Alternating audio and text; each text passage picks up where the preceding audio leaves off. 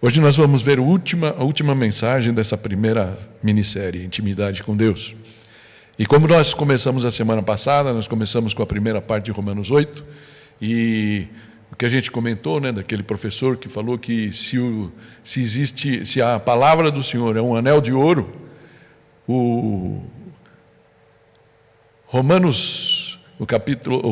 a carta de Paulo aos Romanos é o diamante desse anel. E o capítulo 8, esse que nós estamos aqui seguindo, nós vamos ver a segunda metade dele, é o brilho desse diamante. Assim, aquele pastor, aquele professor definiu essa carta, esse capítulo da carta de Paulo. Semana passada foi a parte mais difícil. Eu senti e sei que alguns ficaram meio assim e tal. Ele falou tanto da carta, e aí como é que foi? Mas essa segunda parte eu não preciso nem falar muito. A carta fala sozinha. Não precisa ser um grande pastor para falar de todas essas coisas aqui. Mas eu queria que a gente compartilhasse, porque sabe qual é o grande tema do capítulo 8 de Romanos? É a segurança que a gente pode ter em Cristo, amém? E então eu queria fazer isso, dividindo essa nossa reflexão em 3 pontos. Se o amor, o nome que eu estou dando para essa segunda parte é um amor inabalável, amém? Um amor inabalável. O nosso pode se abalar, mas o de Deus para conosco não, amém? E eu queria dividir isso assim: um futuro incomparável, um amor incomparável e um amor inseparável. Eu queria que então a gente vai passar por todo o capítulo 8, né, a segunda metade, a partir do versículo 18, a gente foi até o 17 na semana passada, e eu vou ler esses primeiros versículos aqui na primeira parte, que a gente está chamando de um futuro incomparável. Versículo 18 diz assim: considero que os nossos sofrimentos atuais não podem ser comparados com a glória que em nós será revelada. A natureza criada aguarda com grande expectativa que os filhos de Deus sejam revelados. Pois ela foi submetida à futilidade, não pela própria escolha, não por sua própria escolha, mas por causa da vontade daqueles que a sujeitou, na esperança de que a própria natureza criada será liberada da escravidão, da decadência em que se encontra, para a sua gloriosa liberdade dos filhos de Deus. Sabemos que toda a natureza criada geme até agora, como em dores de parto. E não só isso, mas nós mesmos, que temos os primeiros frutos do Espírito, gememos interiormente, esperando ansiosamente nossa adoção como filhos, a redenção do nosso corpo. Pois nessa esperança fomos salvos, mas a esperança que se vê não é esperança. Quem espera por aquilo que está vendo? Mas se esperamos o que ainda não vemos, aguardamo-lo pacientemente. Da mesma forma, o Espírito nos ajuda em nossa fraqueza, pois não sabemos como orar, mas o próprio... Estou tão viciado no não sabemos orar como convém, que foi difícil, que eu engasguei aqui, né? Mas o próprio Espírito intercede por nós com gemidos inexprimíveis. E aquele que sonda os corações conhece a intenção do Espírito, porque o Espírito intercede pelos santos de acordo com a vontade de Deus. Vamos ler até aqui, mas depois a gente vai ler nas outras partes o resto do texto. Amém? Um futuro incomparável. Essa primeira parte fala disso. Fala da glória, aquela glória que nos espera no futuro. Como isso é? Então, vamos começar aqui pelo versículo 18, que fala assim: considero que os nossos sofrimentos atuais não podem ser comparados com a glória que nos será revelada. É interessante a gente pensar, né? Esse futuro de glória, né? Mas é interessante pensar no sofrimento. E existe um evangelho bem gostosinho, pregado por aí, que é bacana na hora da gente escutar, né? Fala que Deus nos ama, Deus é amor, e Ele é, graças a Deus por isso, e a gente quer escutar. Então, talvez você venha aqui, e talvez pelo fato de, talvez algumas cadeiras aqui mais do que deveriam estar vazias, é porque, de repente, eu vi domingo passado e não escutei uma palavra assim de afago, né? Mas é interessante que esse texto, não esse, mas todo o texto, Romanos 8, fala de um evangelho que é um pouco diferente desse. Mas que talvez, espero em Deus que a gente consiga ter sabedoria para tirar o ânimo que essa palavra nos dá. E tem muito ânimo. Mas ela começa nesse momento, num toque de realidade. Ele vem falando, lembra da semana passada, que quem pode nos acusar? Se Deus é por nós, né? Quem pode nos acusar? Ninguém. Mas aqui parece que Paulo para um pouquinho, olha para a vida dele, para os dias dele, e fala, cara, eu tenho sofrido. E a gente sabe que Paulo sofreu. E os romanos, a quem ele dirige essa carta, certamente tinham ali, estava na boca da panela de pressão, sofrendo também. E é interessante aqui, né? Porque o Stott, um comentarista bíblico, ele fala que o sofrimento e a glória são companheiros inseparáveis, assim como a experiência de Cristo, e assim será a experiência do seu povo, né? Esse é um pouco que a gente leu no versículo 17, foi o último versículo da semana passada.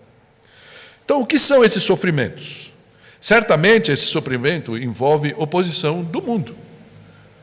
A gente tem que dar graças a Deus, ou não, para a realidade que a gente está vivendo. A gente ainda não tem vivido essa oposição.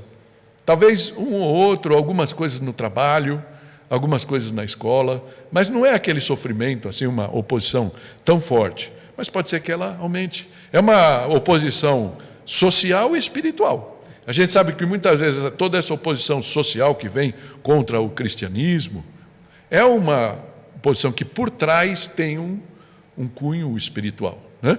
Assim como a gente vê toda a oposição à própria Israel. Não estou falando que Israel é flor que se cheire. Assim como nós cristãos somos flor que cheire também. Porque a gente dá muito milho para bode. Vamos, né? Se a gente tiver que ser honesto aqui.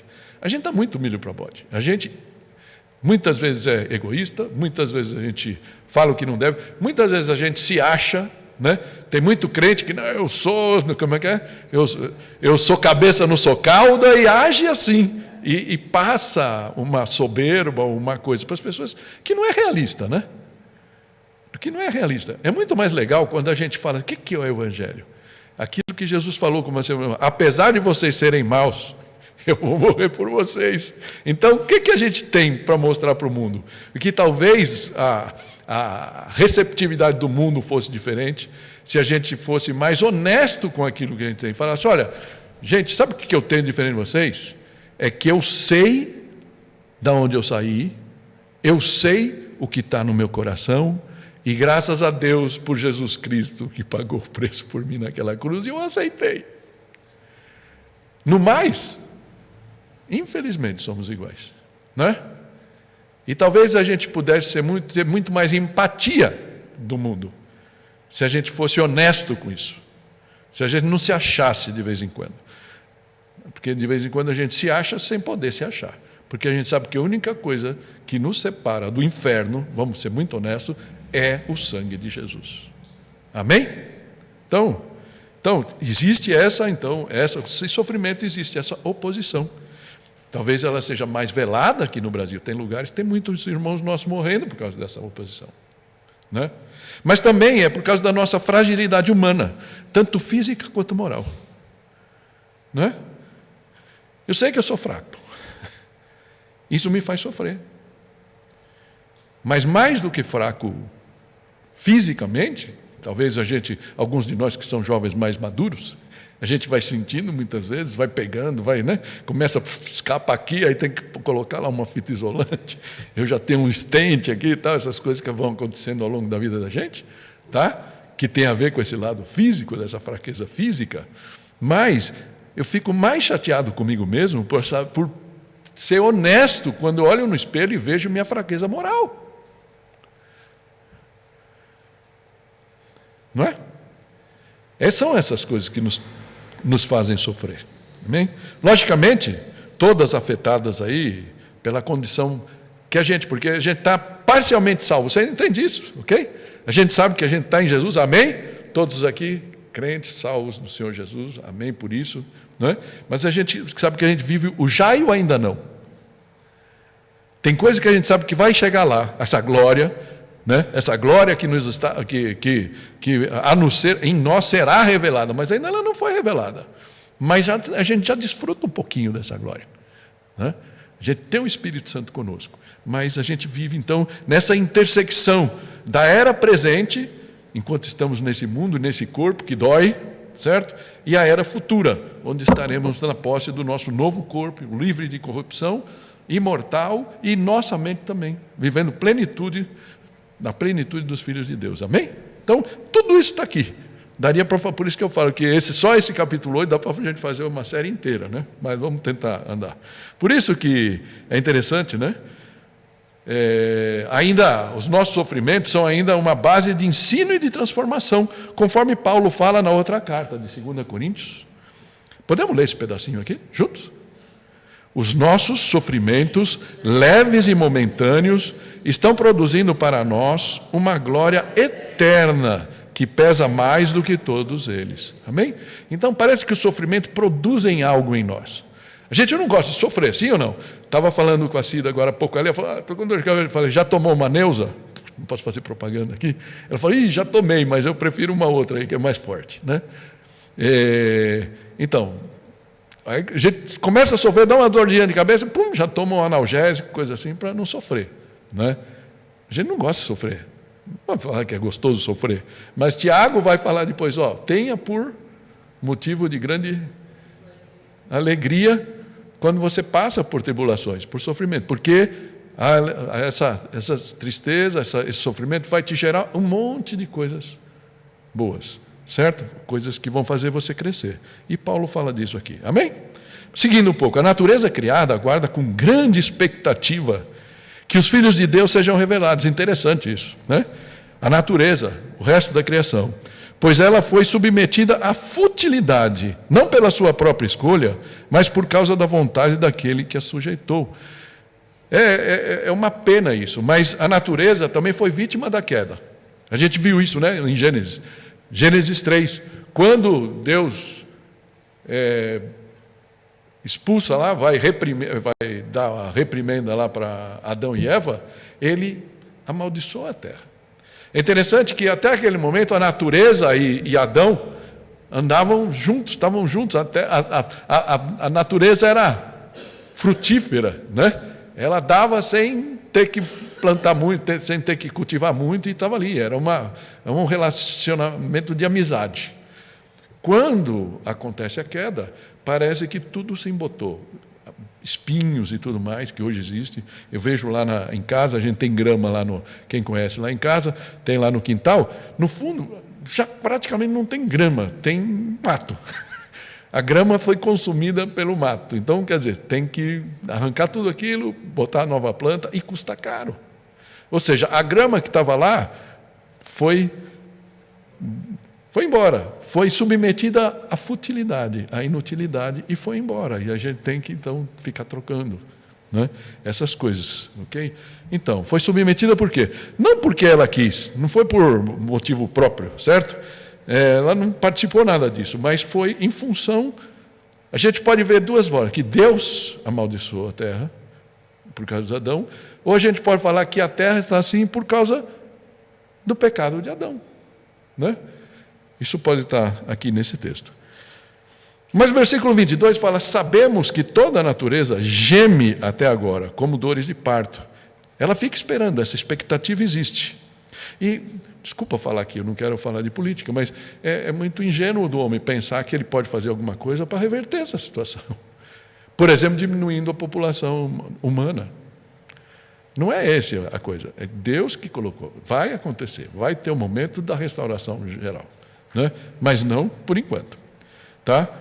E não é só isso, mas nós mesmos que temos os primeiros frutos do Espírito, ou seja, o Espírito habita em nós, gememos interiormente, esperando ansiosamente nossa adoção como filhos, a redenção do nosso corpo, pois nessa esperança nós fomos salvos. Eu não sei quanto a você, eu me pego gemendo. Algumas vezes a gente não escuta. Outra manhã eu acordei, dei aquela espreguiçada, me deu uma cãibra. Aí eu gemi mesmo. Precisei sair correndo da cama, ficar de pé, porque aí parou a cãibra, né? nós gememos. E a natureza geme. É interessante essa expectativa por uma mudança.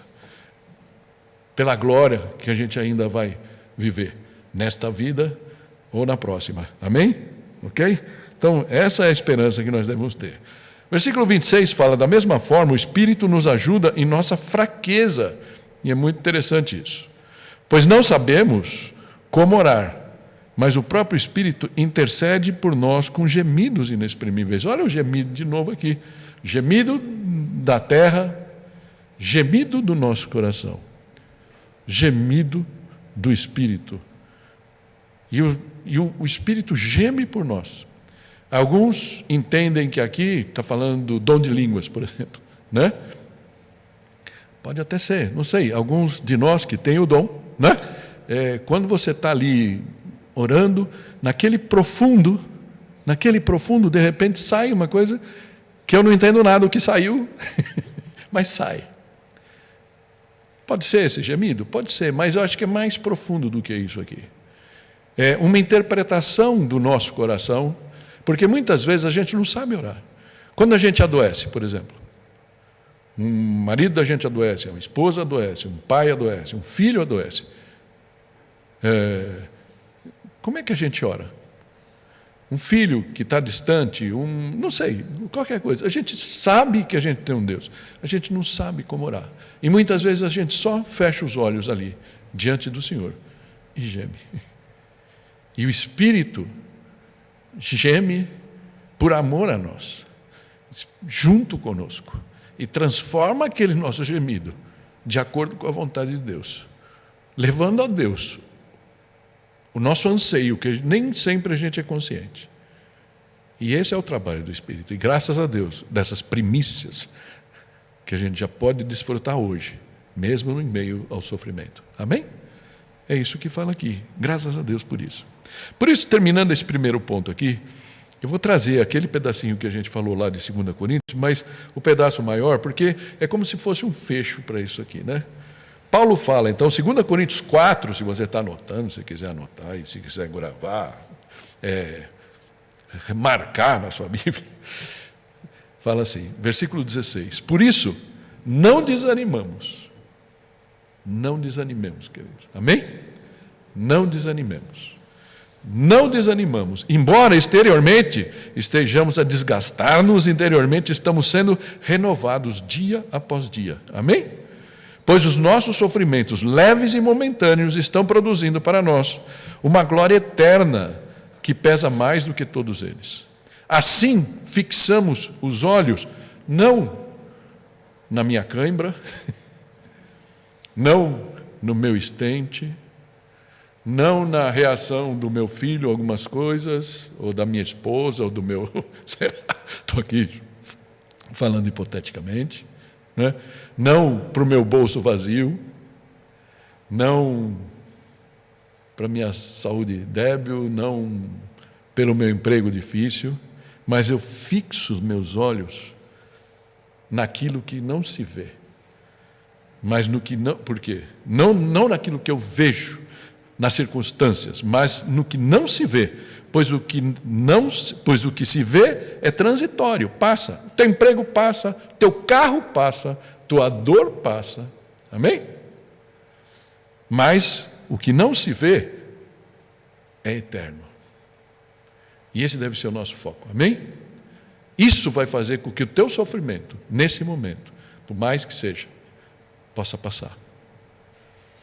Porque a misericórdia do Senhor se renova a cada manhã. Amém? Amém.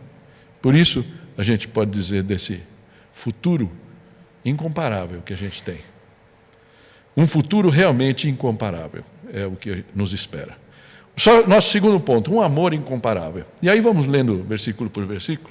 A partir do versículo 28, é interessante que ele fala de tudo isso que aconteceu, mas quando chega aqui, ele está falando de sofrimento, né? Aí no versículo 28 ele fala, sabemos que Deus age em todas as coisas para o bem, daqueles que o amam, dos que foram chamados de acordo com o seu propósito. Amém? Podemos ler junto esse aqui? Sabemos que Deus age em todas as coisas para o bem daqueles que o amam, dos que foram chamados de acordo com o seu propósito. Eu vou dar um pedacinho desse meio aqui, das outras versões que a gente está acostumado. Por exemplo, a Ara, provavelmente alguns de vocês têm em mãos aí, a Almeida, né? Fala lá, sabemos que todas as coisas cooperam para o bem. Muitos de nós aprendemos com essa versão. É interessante, as coisas sozinhas não funcionam, é Deus fazendo com que elas... Né? A nova tradução na linguagem de hoje fala que todas as coisas trabalham juntas para o bem. Também é legal, né? A NVT, na nova versão transformadora, fala: Deus faz todas as coisas cooperarem para o bem. Eu gostei mais dessa versão, né? Que Deus faz, Ele age sobre todas as coisas e elas, de alguma maneira, cooperam para o nosso bem. Elas concorrem. Mas a Almeida 21... Outro dia eu estava escutando o Saião, ele foi um dos coordenadores, né? Fala assim: Deus faz com que todas as coisas concorram para o bem. Elas concorrem para o bem. Interessante. Só que quando está doendo, a gente não sente isso, né? Então, quer dizer que todas as coisas que nos acontecem são boas? Creio que todos nós concordamos que nem sempre, né? Acontecem coisas ruins também. Algumas vezes a gente briga, algumas vezes a gente se separa, algumas vezes a gente briga com alguém e a gente sente que pisou muito na bola e as consequências não são boas, né? Mas é interessante pensar, né, que muito mais do que podemos imaginar e entender, Deus sabe o que precisamos para nos conformarmos mais à pessoa de Cristo, e é o que Ele vai falar, ao seu caráter, ao seu amor, à sua intimidade. Então, muitas vezes, até uma briga nossa, Deus vai usar para que a gente possa aprender com aquilo e falar: nunca mais vou fazer isso na minha vida. A gente possa aprender a amar as pessoas, abençoar as pessoas. Assim como um bom pai que deixa seu filho sofra, é interessante pensar, né? Existe uma coisa, a gente tem poucos pais aqui e mães com criança pequena. Bom, tem aqui o Otávio e Elisa, mas já estão ficando mais grandinhos quando a gente compara com o Theo, né? Então, para a Ana, que está lá atrás, vale a pena também a conversa. Existe hoje, nos dias de hoje, uma tentativa dos pais de evitar que os filhos sofram. Já perceberam isso?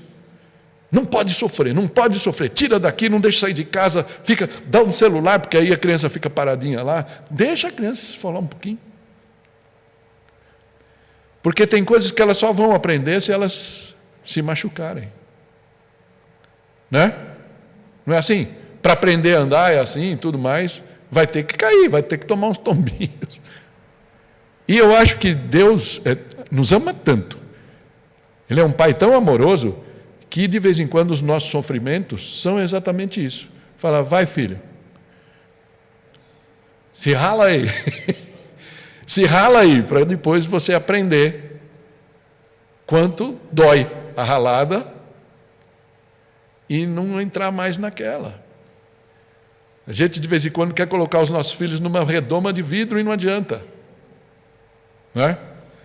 Eles vão aprender mais assim. Então, aquele famoso provérbio 22:6 que fala assim: ensina a criança no caminho que deve andar, e ainda quando for velho não se desviar dele. A gente mostra isso aqui todo dia das mães e dia dos pais, né? A gente acaba, de alguma maneira, incluindo esse versículo aqui. Mas pode nos ajudar a compreender como Deus pode agir em todas as coisas para o nosso bem.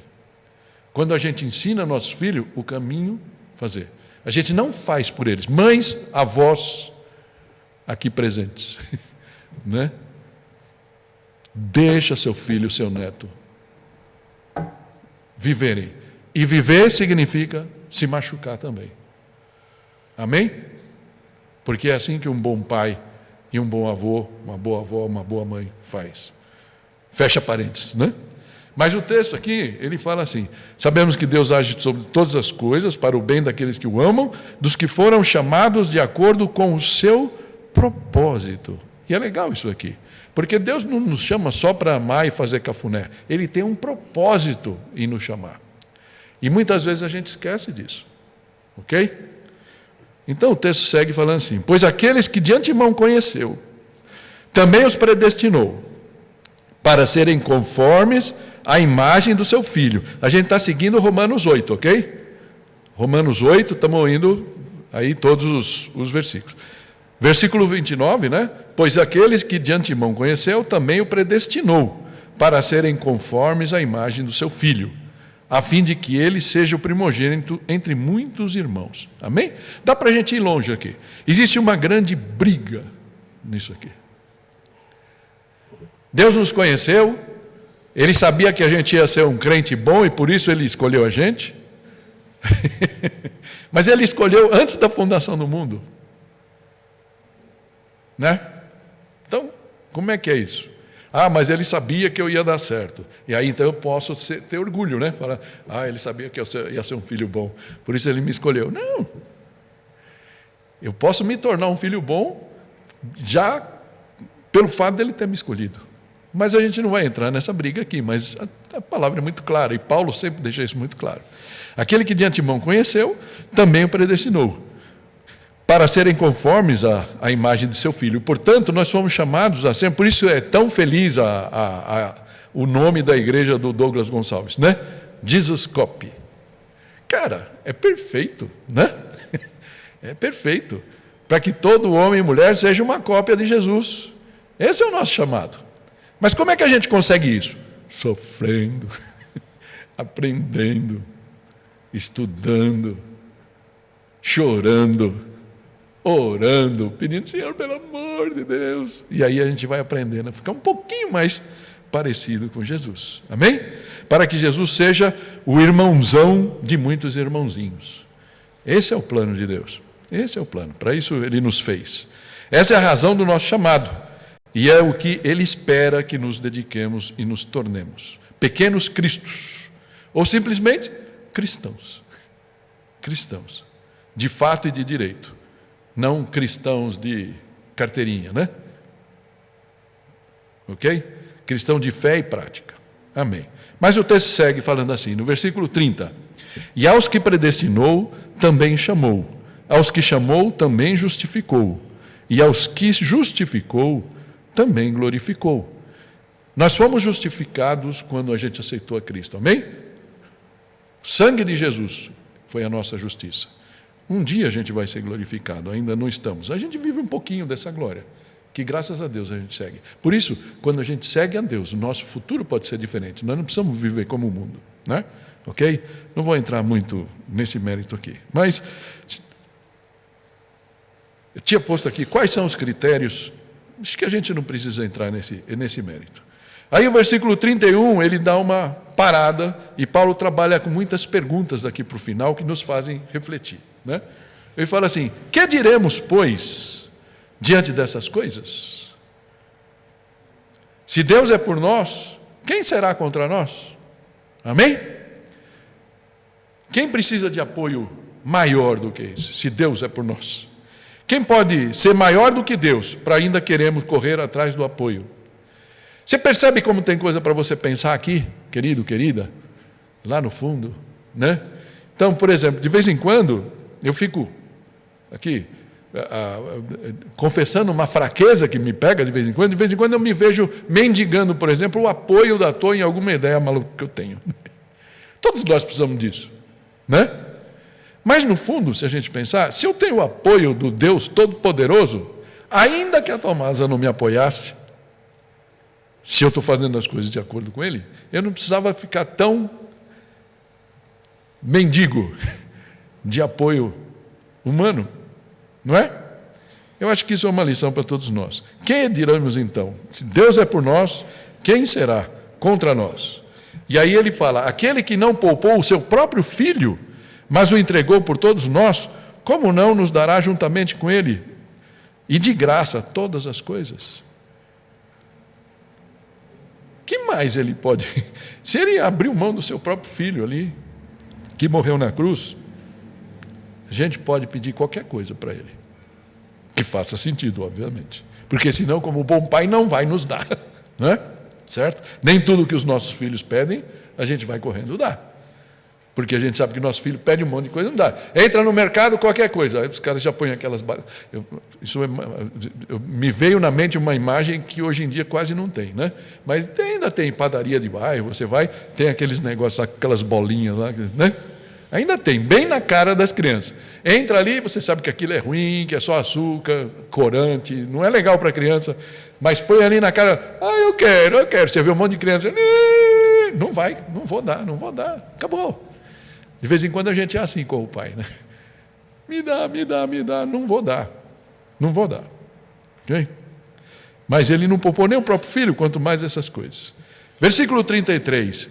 Quem fará alguma acusação contra os escolhidos de Deus? É Deus quem os justifica? Ou seja, é como se ele estivesse voltando lá para o versículo 1, né, que falou, portanto, agora já não há condenação para os que estão em Cristo Jesus. Aqui ele está reforçando isso. Quem fará alguma acusação? O mundo faz a acusação, não é verdade? Para nós, a gente escuta. Basta você entrar aí no qualquer mídia e você vai ver um monte de críticas que fazem aos cristãos e tudo mais. Uma tentativa de desumanizar, né, o cristão. É isso que se tenta fazer. Mas quem são eles para dizer alguma coisa? Se Deus nos justifica, se Deus é por nós, não vou brigar, eu não preciso me justificar. Deixa eles falarem, ok? Quem os condenará? Foi Cristo Jesus que morreu e mais, que ressuscitou e está à direita de Deus e também intercede por nós. Isso é maravilhoso você pensar. Jesus, além de pagar o preço, Hebreus vai falar que nós temos um grande sumo sacerdote ao lado do Pai, que veio, ele viveu as nossas tentações, ele sabe onde o nosso calo aperta, ele viveu isso, ele sabe todos os problemas que a gente pode passar, e agora ele está do lado direito do Pai. E quando eu faço uma besteira, o Otávio que está aqui na minha frente, como o Otávio também faz, e aí de repente ele vai lá, ele pede, Senhor me perdoa, né? Aí Jesus está lá do lado do Pai, mas esse menino sempre está fazendo besteira. Aí Jesus fala, pai, eu morri por ele também, eu paguei o preço, vamos facilitar.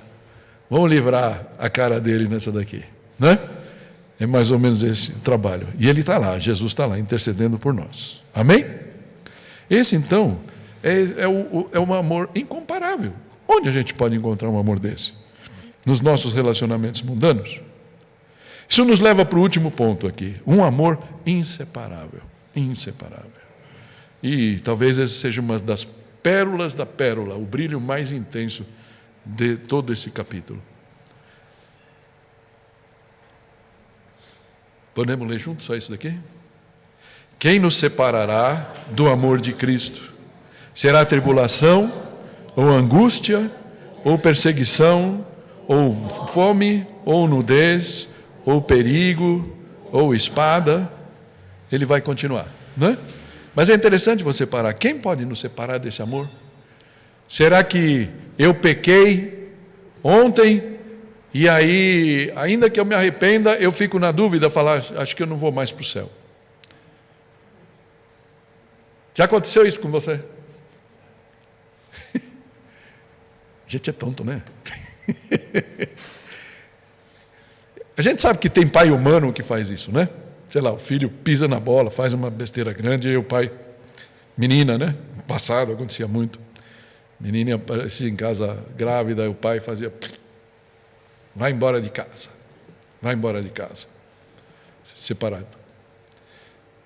Mas esse pai é o pai perfeito, ainda que aconteça uma coisa dessa. Ele vai dar a disciplina necessária, mas ele não vai, o amor dele nunca vai cessar, nunca vai se separar. E é isso que fala aqui. Então, é interessante os contrastes que Paulo põe aqui. Será tribulação ou angústia? Alguma tribulação pode nos separar do amor de Deus. Eu estou passando por uma tribulação, então Deus não me ama. Não se deixe enganar, não é isso, né? Se a gente está sofrendo, tenta falar assim, Senhor, por que o Senhor está me fazendo passar isso? É até lícito perguntar, é para a gente aprender alguma coisa, né? Ou angústia, ou perseguição, ou fome, ou nudez. Falta, né?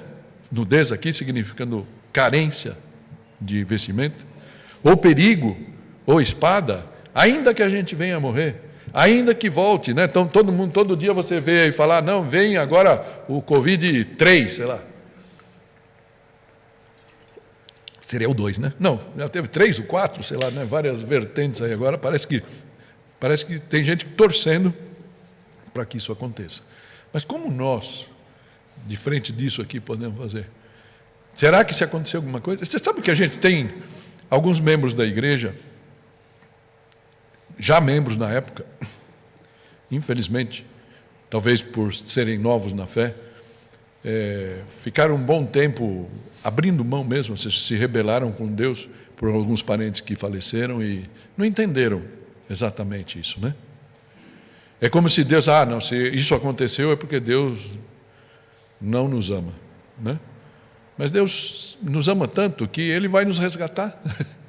Pega o caso do Lázaro e o rico. Aquela história é tão contundente, gente, para qualquer um de nós, ainda que a gente sofra a vida inteira, ainda que você não tenha nada nessa vida, se o teu coração está com Deus, confia nele, você vai ter eternidade para gozar, como Lázaro, né? A parábola que Jesus contou fala. Amém? Versículo 36 fala assim: como está escrito, por amor de ti enfrentamos a morte todos os dias. Somos considerados como ovelhas destinadas ao matadouro. Interessante que isso é uma citação do Salmo, acho que 44, não me lembro agora, eu não anotei, mas é uma citação de um Salmo. Mas é uma coisa que os judeus sentiam, por várias vezes na vida deles, eles sentiram isso de perto. Os cristãos no passado sentiram isso muitas vezes, né? Mas é importante a gente saber que, ainda que a gente viva num país, entre aspas, seguro nesse sentido, esse risco sempre existe. Esse risco sempre existe. Tomara de coração que ele esteja longe da gente, mas ele está sempre aí, certo? Então ele está falando disso, enfrentamos a morte todos os dias, somos considerados ovelhas destinadas ao matadouro, mas, e é isso que é muito legal a gente pensar, mas em todas essas coisas somos mais que vencedores por meio daquele que nos amou. Amém? Sempre gostou que ele chega a mais uma vitória, mais um dia de vitória, né? Então, e aí esse versículo é especificamente aqui para o Senhor, né? Podemos ler junto também? Tem vários nesse coisa, né? Mas em todas essas coisas somos mais que vencedores por meio daquele que nos amou. Amém? Mais que vencedores. Ainda perdendo. Sei que vocês já estão cansados das minhas histórias velhas, mas eu lembro de um programa de humor que tinha na Argentina, no tempo que a gente morou lá, e por isso já faz, então, 20 cacetada de anos, né? Mas tinha um baixinho muito... Ele passava... Tudo acontecia com ele. Mas aí ele falava assim, estamos ganhando, né? Estamos ganhando. Ele estava sempre ganhando. Tudo acontecia com ele, mas ele estava firme ali, né? Então é mais ou menos isso. Podemos nos considerar mais que vencedores, em nome daquele que nos amou. E aí ele vai terminar nessa última parte aqui, porque ele fala, olha, eu sei, eu ouvi, eu conheço, mas aqui ele fala, eu estou convencido. Todos os meus poros, todas as minhas células, meu coração completo, eu estou convencido de que nem a morte, nem a vida, e ele faz contrastes aqui para a gente entender, não importa o que aconteça com a gente. Percebe isso? É como se ele faz, eu estou convencido que não importa o que aconteça, nem anjos, nem demônios, ou seja, bem ou mal, né? Nem o presente, nem o futuro, nem quaisquer poderes, político, polícia, demônio, o que for, né? Nem altura, nem profundidade, nem qualquer outra coisa na criação será capaz de nos separar do amor de Deus, que está em Cristo Jesus, nosso Senhor. Amém? Nada. Os poderosos, será capaz de nos separar do amor de Deus, que está em Cristo Jesus, nosso Senhor. Amém? O que a gente pode dizer? Que nada poderá nos separar do amor de Deus. Nada. E aí eu pergunto para você assim, você está pronto, você está pronta para ser amigo íntimo desse Deus, que te ama dessa forma tão inabalável? E de Jesus e do Espírito Santo? Será que pode estar acontecendo alguma coisa na tua vida nesse momento que faça abalar essa segurança, essa certeza? Só para a gente, como a gente vai mudar, semana que vem é outro tema, né? Outro pilar, eu queria só trazer aqui umas coisas que a gente falou. Intimidade com Deus, então, começa com reconciliação. 4 coisas aqui. Primeira, reconciliação. Lembra de Jesus falando sempre. E é importante. E é interessante que a gente tem que levar o Evangelho com a gente em qualquer lugar, em qualquer idade e qualquer momento da nossa fé, né? Isso é muito importante para nós hoje também. Se todos nós já tomamos uma decisão por Cristo em algum momento da nossa vida, é importante saber. Reconciliação, intimidade com Deus só vem se eu fiz alguma coisa, ou fizeram alguma coisa para mim, e eu sinto aquilo que os meninos choraram juntos lá. Ira, mágoa, raiva, orgulho, todas essas coisas que vão acontecendo e vão sujando, vão trazendo, vão pondo na nossa maleta ali, a maleta vai ficando cheia dessas coisas, isso ofusca nosso relacionamento com Deus. Sim ou não? Quando você tem um pecado e você não conseguiu ainda confessar ele para Deus, o que acontece? A gente faz que nem Adão, né? A gente vai para trás da moita. Aqui atrás da moita Deus não vai viver. Não é? Então, qual é o chamado de Jesus? O tempo é chegado, gente. Não temos mais tempo a perder.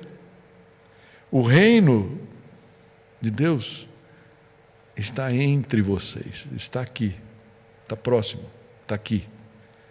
Arrependam-se e creiam nas boas novas. Creiam que tudo que você precisa para ter uma vida boa está no sangue de Jesus e nas suas consequências, no amor de Deus que vem por isso daí, tudo o que aconteceu. Por isso a gente pode se reconciliar e, de novo, Senhor, me perdoa, eu fui um panaca. Senhor,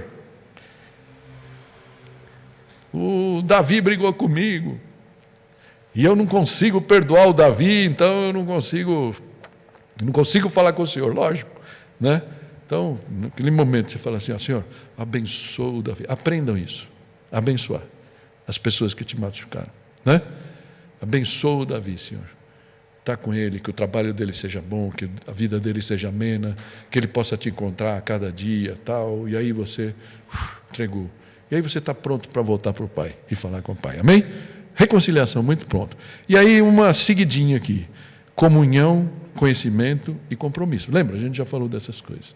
Comunhão, se você está de bem com o Pai, eu não tenho nada aqui, não tenho nenhum véu, nenhuma máscara, não tenho nada me separando dele. Eu estou tranquilo para falar com ele. Ai, Pai, me doeu, me deu câimbra, Pai, me ajuda. Pai, o que eu faço? Não tem problema. Teu Pai está lá para te escutar. Mesmo que for uma coisa como essa. Comunhão. Conhecimento. Como é que você vai conhecer, falar com o Pai sem conhecer? Conheça a palavra dele. E compromisso. Compromisso. Tá? Amém? E eu queria então, para terminar, sabe uma forma de você... Lembra que eu falei do Emoal, semana passada, esqueci? Tem o grupo de avisos da vila, não tem? Foi nesse, né, Ana? Sim, grupo de avisos da vila. Talvez você não tenha prestado atenção. Eu percebi que tem muita gente que está indo só no grupo de intercessão, aí aproveita e bota vídeo lá no grupo de intercessão, coisa lá, porque parece que a turma esqueceu que tem esse daqui de aviso, todos os membros estão, né? Se você que está nos escutando aí pelo YouTube, internet, se quiser, fala com a gente, manda um zap para a gente manda. E fala aqui, um guia para seu estudo devocional. Olha que maneira legal de você ter intimidade com Deus, no teu versículo do dia. Um guia para o tempo devocional com você. A Ana traduziu para a gente aqui, né? E colocou no bom português. O E de escritura. Pega um caderno, vai anotando, você vai ver como você vai enriquecer. Depois lá para frente você vai ver, você vai voltar num versículo e vai te mostrar coisas novas, né? Leia e memorize o versículo da passagem, se der para memorizar. Mensagem: anote qualquer coisa que o Senhor esteja te falando durante a leitura. Anota lá. Lembra que a gente falou que o Espírito fala, a gente precisa treinar o ouvido. Obediência: escreva o que Deus está pedindo para fazer. Porque Ele sempre pede alguma coisa, sempre vem alguma coisa para a gente fazer. Arrependimento: registre algum pecado que o Espírito Santo te pediu para confessar. Ah, fiquei com inveja do Davi, porque ele toca guitarra melhor que eu, sei lá. Né? Aí, Senhor, me perdoa, tal. Depois eu vou falar, chegar um dia, eu me comprometo com o Senhor de ir lá para o Davi. Ô, Davi, desculpa, fiquei com inveja tua, né? Que Deus te abençoe aí, que você possa melhorar, tal, né? Exemplo bem tonto, mas que de vez em quando nos pega, né? E o último, a oração. Ore para Deus te ajudar a cumprir o que você anotou. Amém? Olha, gente, se você está se sentindo sem intimidade com Deus, se você fizer isso aqui, esse scriptzinho está lá no... Você pode pegar, tenta fazer um. Você vai ver como é gostoso. Primeira vez você vai apanhar um pouquinho, mas você vai pegando o jeito e depois você não vai mais largar essa forma de fazer. Amém? E eu quero terminar mesmo agora, João, pode vir aí com a galera, né? Porque se nós temos um compromisso de fé e de amizade, nós temos que saber o que Jesus nos pediu para fazer. E o que Jesus pediu para fazer? Não foi o último momento dele, né? Porque teve aquele momento que eles se encontraram depois em Betânia, foi o momento que ele subiu aos céus, mas na Galileia, quando ele se reuniu com todos os seus discípulos, ele deu a todos aqueles que o seguem essa comissão. Fala assim: então Jesus aproximou-se deles e disse: foi-me dado toda a autoridade no céu e na terra. Portanto, vão e façam discípulos. Amém?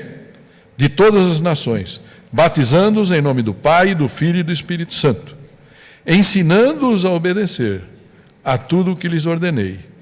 E eu estarei com vocês até o fim dos tempos. Amém? Ele estará comigo e com você. E por isso nós podemos desenvolver a nossa intimidade. Não importa como, Ele não vai cobrar de nós qualidade, Ele só quer um coração aberto e contrito. E fala que Deus nunca vai desprezar um coração assim. Amém? Lembra que você não foi chamado só para ficar no conforto do seu sofá. Nós somos chamados, e talvez isso faça mudar essa relação aqui. Se cada um de nós lembrar do nosso compromisso de fazer discípulos. Amém? E eu vou...